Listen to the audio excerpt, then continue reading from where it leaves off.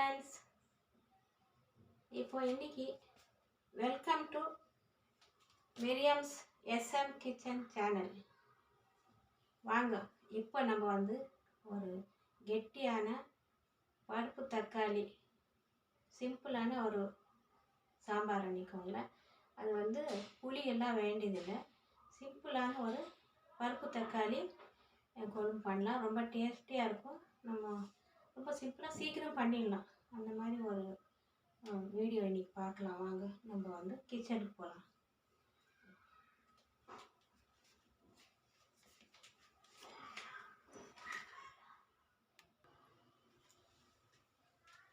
வாங்க, இப்போ நம்ம என்ன செய்யலாம். ஃபஸ்ட்டு குக்கரில்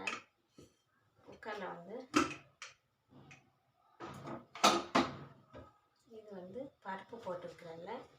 பருப்பு இந்த டம்ளரில் 3/4 டம்ளர் போட்டிருக்கேன். பருப்பு போட்டுக்கிறேன். எங்கள் வீட்டுக்கு சரியாக போகும். உங்களுக்கு ஜாஸ்தி வேணும்னா போட்டுக்கோங்க. இது 3/4 டம்ளர் பருப்பு போட்டுக்கிறேன். இப்போ இதில் பருப்பு இருக்குது. அப்புறம் பூண்டு போட்டிருக்கிறேன். பூண்டு ஒரு 4 போட்டிருக்கிறேங்க. அப்புறம் கறி லீவ்ஸ் கருவேப்பிலை போட்டிருக்கிறாங்க. இது 3 ஐட்டம் இதில் இருக்குது. பருப்பு, பூண்டு, கருவேப்பிலை இருக்குது. இப்போ இது இதில் தக்காளி புளி கிளி போடக்கூடாது. போட்டால் பருப்பு வேகவே வேகாது.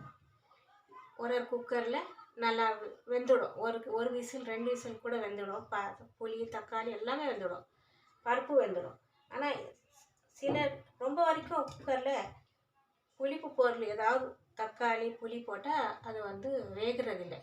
பருப்பு வேகாமல் அப்படியே கெட்டிமாக இருக்கும். அதனால் நான் எதுவுமே போடலை. இதில்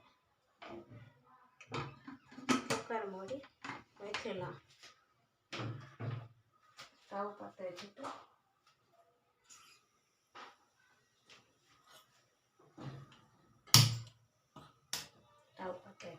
குக்கரை வச்சிடலாம். இப்போ இது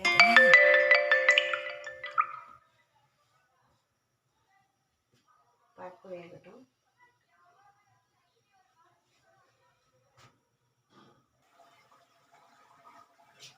இப்போ நம்ம பருப்பு தாளிக்கிறது தான். இதில் பருப்பு தாளிக்கலாம்.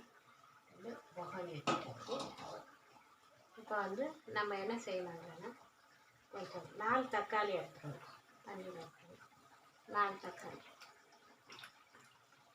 4 தக்காளி எடுத்துக்கிட்டு பருப்புக்கு 4 தக்காளி போடணும். ஒரு தக்காளி அப்படி அரைஞ்சி வச்சுட்டு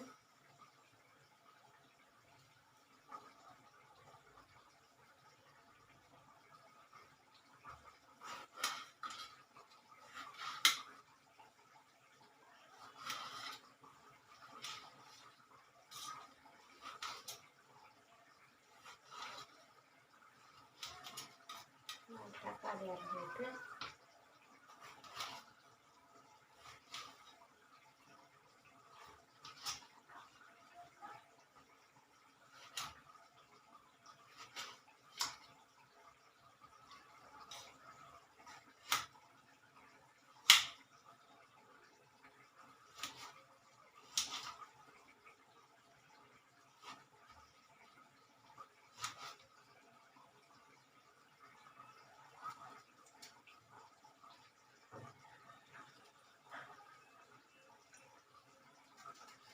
இப்போ இந்த பருப்பு கூட இந்த கெட்டிமாக பண்ணுற பருப்பு கூட கருணக்கிழங்கு பொரியல், இல்லைன்னா உருளைக்கிழங்கு பொரியல், அப்பளம் எதனா வச்சுக்கலாம். நான் நல்லா சூப்பராக இருக்கும். குழம்பு நல்லா டேஸ்டியாக இருக்கும். வெறும் தக்காளி பருப்பில் சும்மா எப்போவே புளி போட்டு எல்லாம் பண்ணுறது. அதோடு இது ரொம்ப நல்லாயிருக்கும்.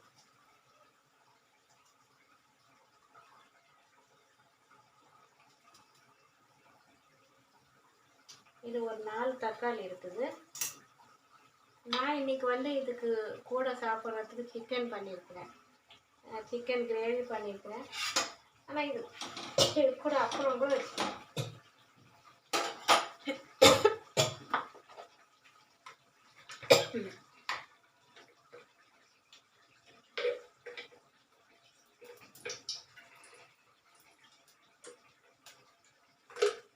ஒரு 5-6 ஸ்பூன் எண்ணெய் ஊற்றிக்கலாம்.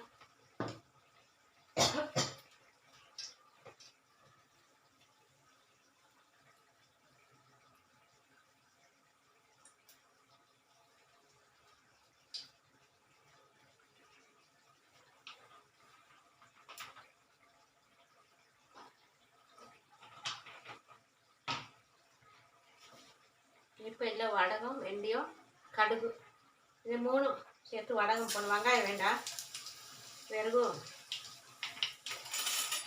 வெங்காயம், கடுகு, வெந்தயம்.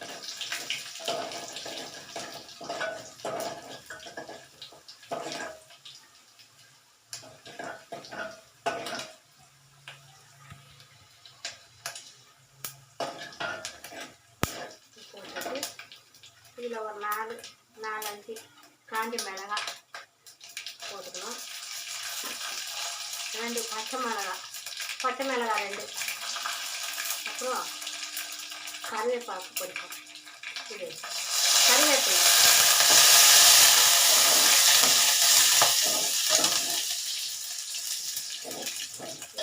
இப்போ என்ன செய்யணும், தக்காளி போட்டுடணும்.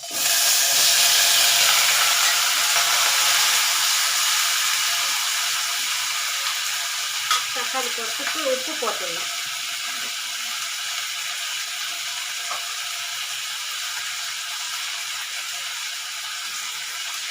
உப்பு போட்டுட்டு மூடி வச்சிடணும்.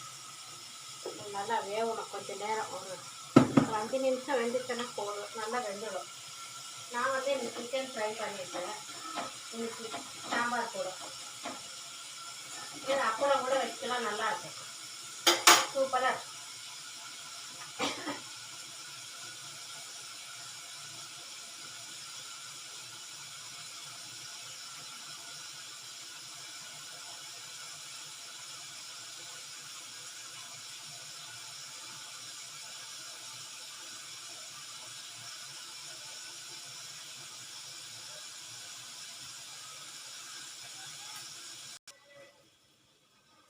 தக்காளி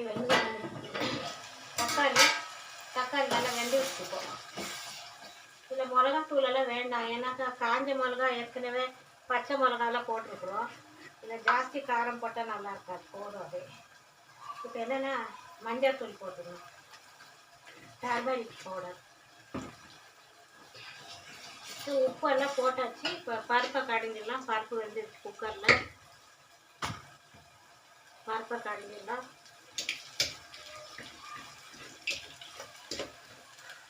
கொஞ்சம் தண்ணி ஊற்றிட்டு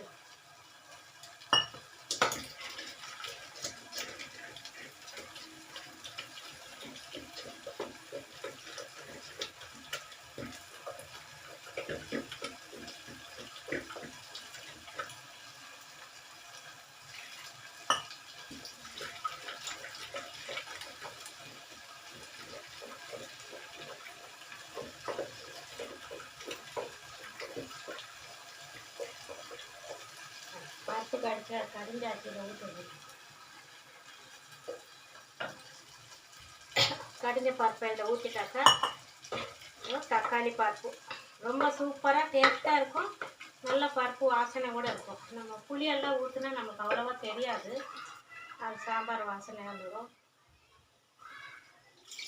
இது நிறைய ஆந்திரா சைடில் நிறைய பண்ணுவாங்க, இந்த மாதிரி பருப்பு தக்காளி பருப்பு பண்ணுவாங்க.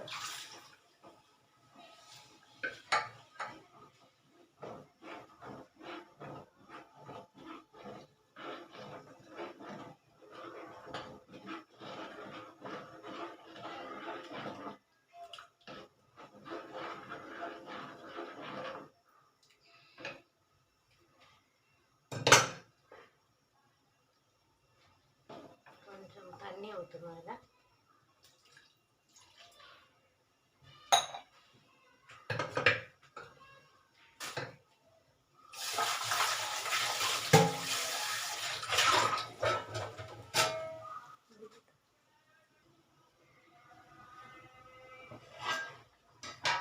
சூப்பரான பருப்பு தக்காளி ரெடி ஆயிடுச்சு.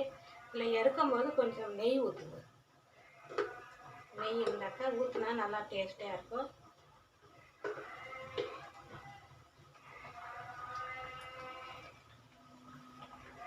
பருப்பு இறக்கிறதுக்கு முன்னே நெய் ஊற்றணும்.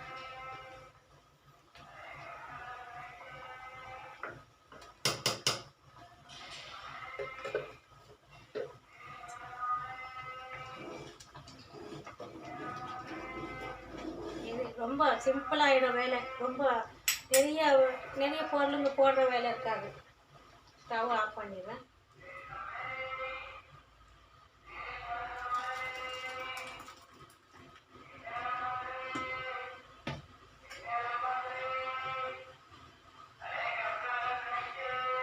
சூப்பரான பருப்பு தக்காளி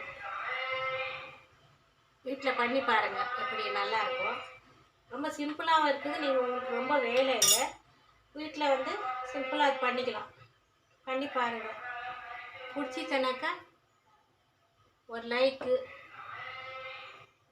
ஷேர் பண்ணுங்கள், சப்ஸ்கிரைப் பண்ணுங்கள். அவ்வளோதான். பார்த்தீங்கன்னா இது இந்த மாதிரி சாம்பார் பண்ணுங்கள். சாம்பாரில் பருப்பு தக்காளி ஒரு கெட்டிமாக பண்ணுறது இது நல்லாயிருக்கும். கொஞ்சம் கூட போட்டுக்கிட்டு சாப்பிட்லாம். சப்பாத்தி கூட வச்சுக்கலாம், நல்லாயிருக்கும். வீடியோ பார்த்ததுக்காக தேங்க்யூ, நன்றி.